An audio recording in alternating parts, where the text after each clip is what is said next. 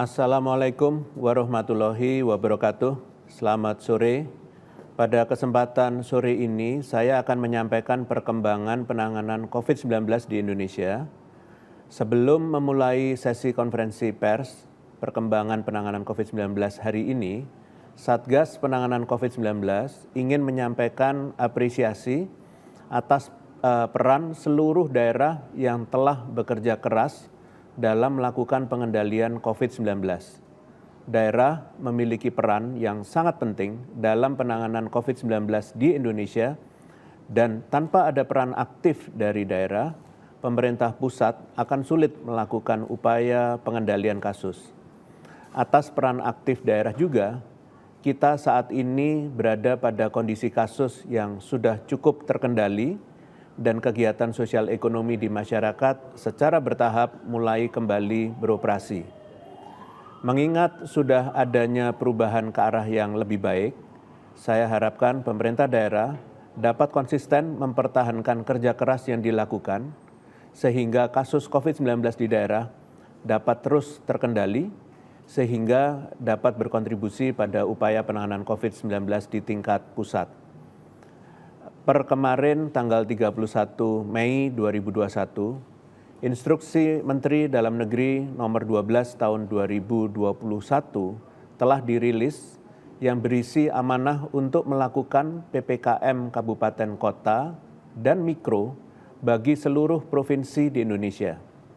Dengan adanya kebijakan ini, diharapkan baik daerah yang telah menjalankan PPKM sebelumnya maupun baru melaksanakannya per minggu ini, yaitu Provinsi Gorontalo, Maluku Utara, dan Sulawesi Barat, dapat lebih optimal dalam mengendalikan kasus COVID-19. Pada hari ini saya akan menyampaikan terkait perkembangan kasus pasca Idul Fitri jika dibandingkan antara Idul Fitri tahun 2020 dengan Idul Fitri tahun 2021. Jika dilihat dari rentang waktu 2 minggu pasca periode Idul Fitri, terjadi kenaikan kasus positif mingguan sebesar 65,55% pada Idul Fitri tahun 2020 lalu. Sedangkan kenaikan di tahun ini adalah sebesar 56,6% pada rentang waktu yang sama. Selanjutnya, jika dilihat dari perkembangan kematian, maka pada Idul Fitri tahun 2020 lalu, terjadi kenaikan kematian 66,34%. Sedangkan pada periode Idul Fitri ini justru sebaliknya, terjadi penurunan kematian sebesar 3,52% pada rentang waktu yang sama. Lebih dalam lagi, pada tingkat provinsi, jika dilihat kenaikan kasus positif tertinggi dalam persen pada 2 minggu pasca Idul Fitri tahun 2020 lalu, Provinsi Jawa Tengah mengalami kenaikan hingga 368%. Disusul Sulawesi Selatan yang naik hingga 280%, kemudian Kalimantan Selatan naik 99%, Jawa Timur naik 45%, dan DKI Jakarta naik 33,2%. Sedangkan jika dibandingkan dengan perkembangan tingkat provinsi pada 2 minggu pasca Idul Fitri tahun 2021 ini, kenaikan kasus positif tertinggi dalam persen juga diduduki oleh Provinsi Jawa Tengah. Namun dengan tingkat kenaikan yang berbeda, yaitu di tahun ini sebesar 103,2%. Kemudian disusul oleh Kepulauan Riau yang naik sebesar 103%, kemudian Riau naik 69%, dan DKI Jakarta naik 49,5%, dan Jawa Barat naik 25%.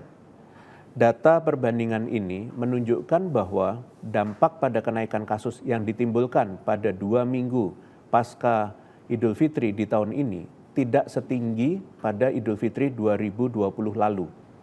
Bahkan pada kematian di tahun ini mengalami penurunan pasca Idul Fitri. Dari perkembangan tingkat provinsi juga terlihat meskipun tetap mengalami kenaikan yang signifikan, namun persen kenaikan di tahun ini lebih rendah dibandingkan tahun lalu. Contohnya Jawa Tengah. berhasil menurunkan sepertiga dari kenaikan kasus mingguan pasca Idul Fitri di tahun 2020 lalu. Selain itu, Sulawesi Selatan dan Kalimantan Selatan yang pada tahun lalu berada pada peringkat 2 dan 3 tertinggi, di tahun ini bahkan tidak masuk ke dalam 5 besar. Ini adalah bukti bahwa masyarakat dan pemerintah daerah telah belajar beradaptasi selama 1 tahun. Ini merupakan modal kita ke depannya untuk dapat terus produktif dan aman COVID-19 selama berada dalam kondisi pandemi. Saya berterima kasih kepada seluruh pemerintah daerah dan masyarakat yang sudah mematuhi kebijakan dan peraturan yang dibuat, utamanya terkait dengan kewajiban karantina mandiri 5 kali 24 jam bagi masyarakat yang baru pulang bepergian dan himbauan untuk meningkatkan testing di setiap provinsi. Hal-hal ini memungkinkan kita untuk dapat menjaga agar kenaikan kasus tidak terlalu tinggi pasca periode Idul Fitri. Namun saya tetap mengingatkan bahwa jangan terlena dengan perkembangan ini. Ini baru 2 minggu pasca Idul Fitri. Dampaknya masih akan terlihat beberapa minggu ke depan. Pilihan ada di tangan kita semua. Jika kita tetap akan patuh protokol kesehatan dan terus meningkatkan testing dan kualitas pelayanan kesehatan, maka perkembangan bisa saja akan tetap stabil. Namun, jika kita memilih untuk abai protokol kesehatan, maka bukan tidak mungkin kenaikan pasca Idul Fitri di tahun ini akan lebih tinggi dari tahun lalu. Selanjutnya, saya akan menyampaikan terkait dengan penambahan jumlah kasus positif mingguan, di mana kondisinya pada saat ini berdasarkan provinsi pada 1 minggu terakhir pemantauan. Dalam 1 minggu terakhir, terdapat penambahan kasus positif baru sejumlah 40.821 kasus.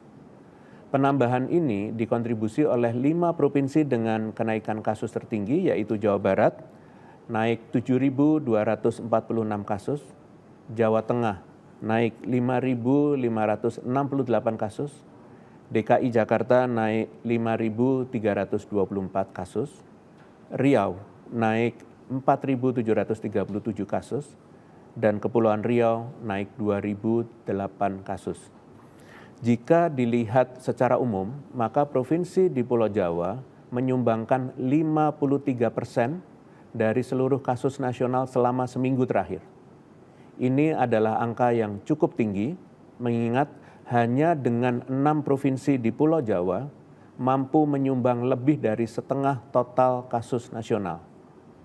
Hal ini dapat terjadi dikarenakan Pulau Jawa merupakan pulau dengan penduduk paling padat di Indonesia, yaitu sekitar 145 juta jiwa, atau 55% dari total penduduk di Indonesia.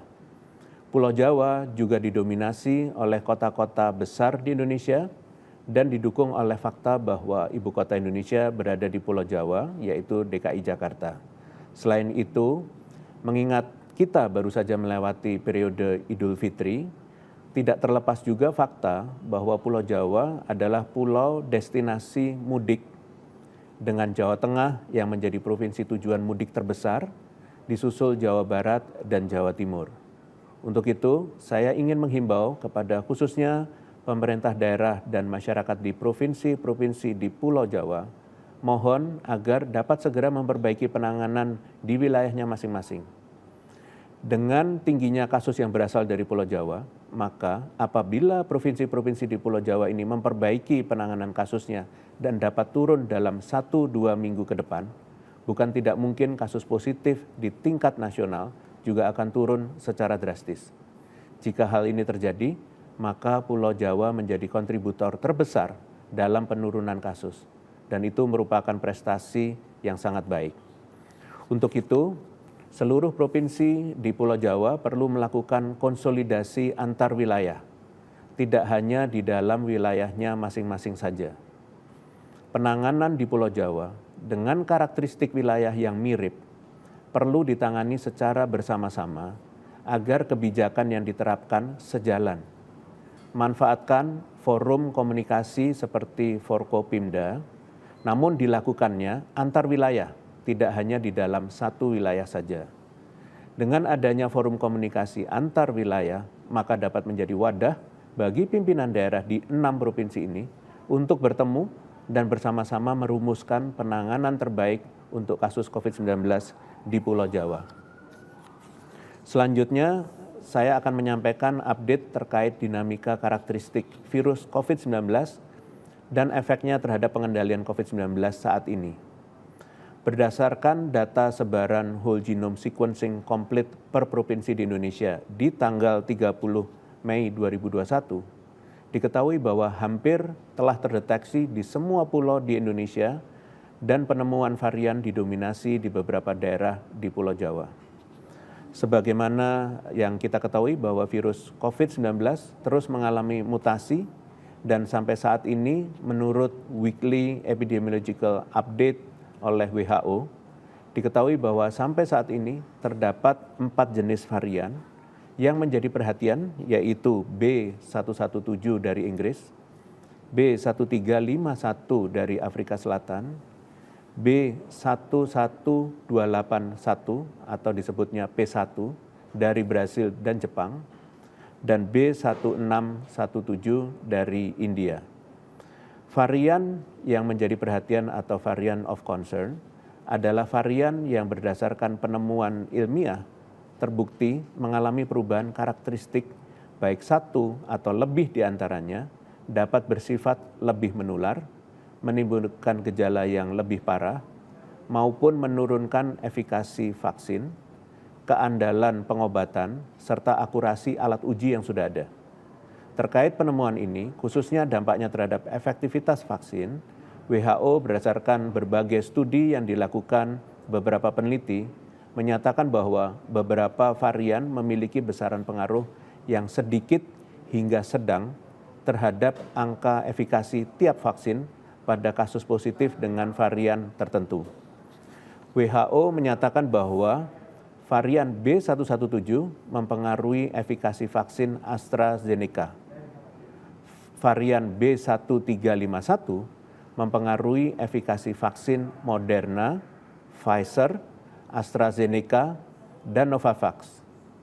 Sedangkan varian P1 mempengaruhi efikasi Moderna dan Pfizer.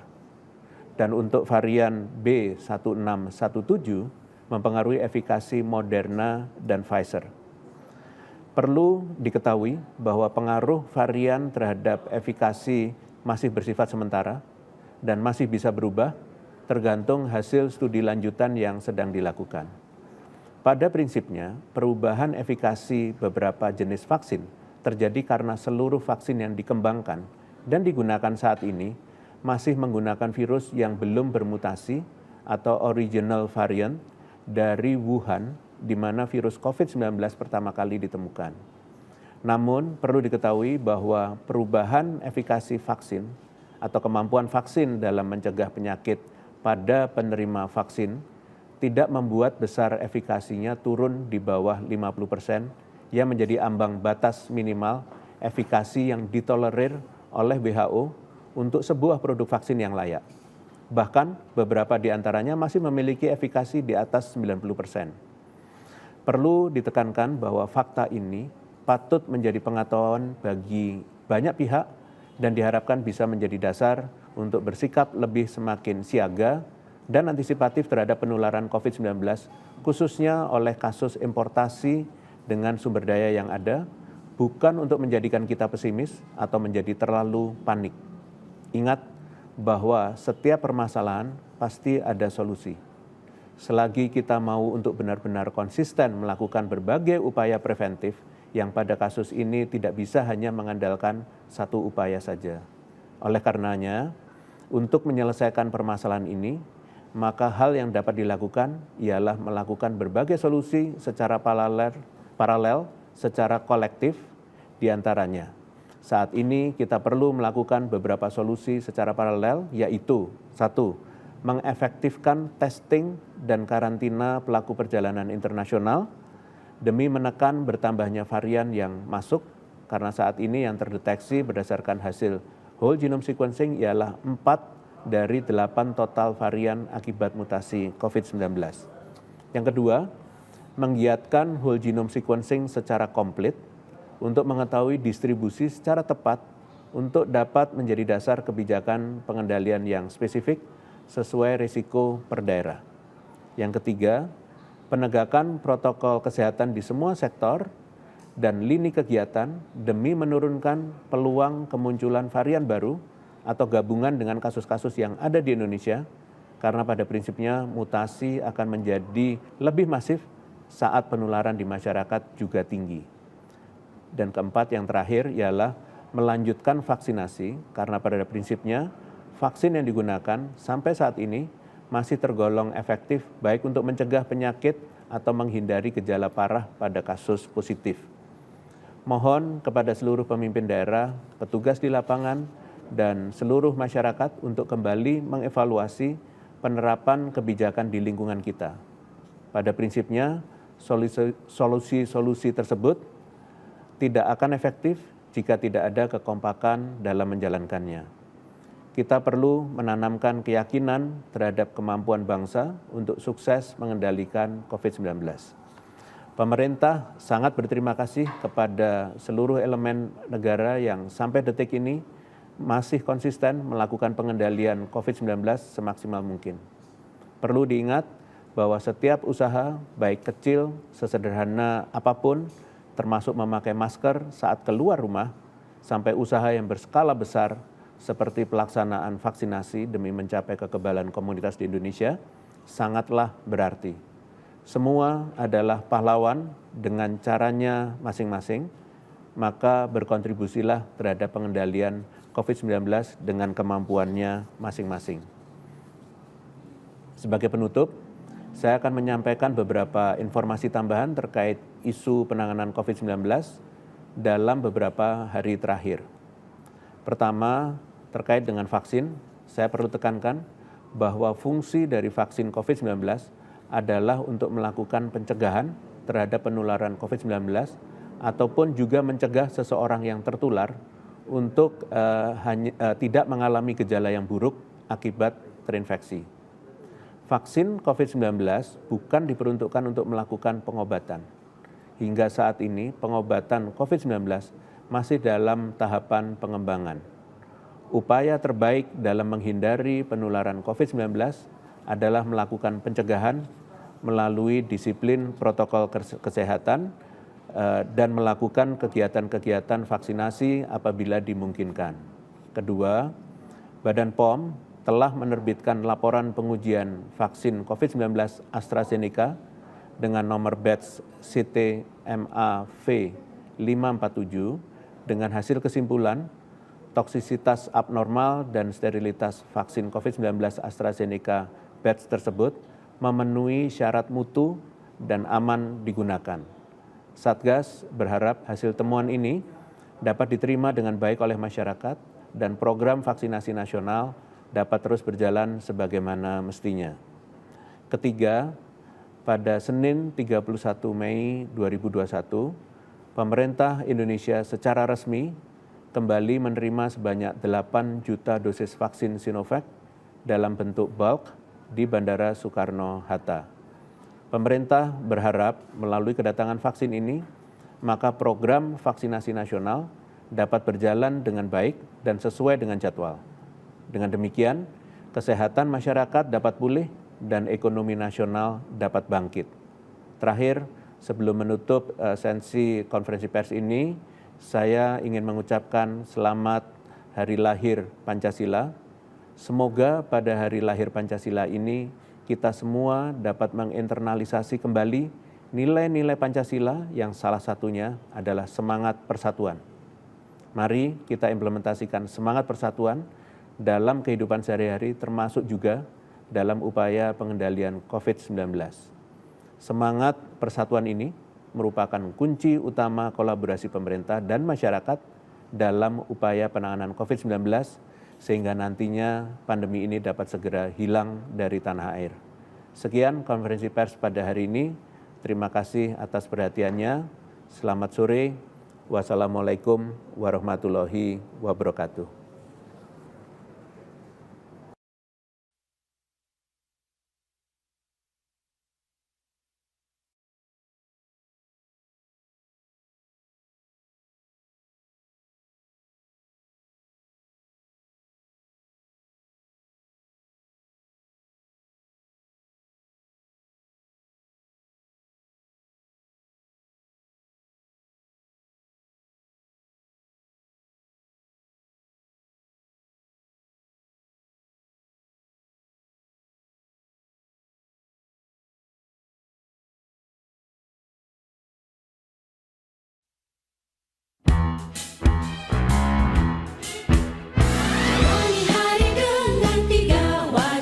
wajib iman, wajib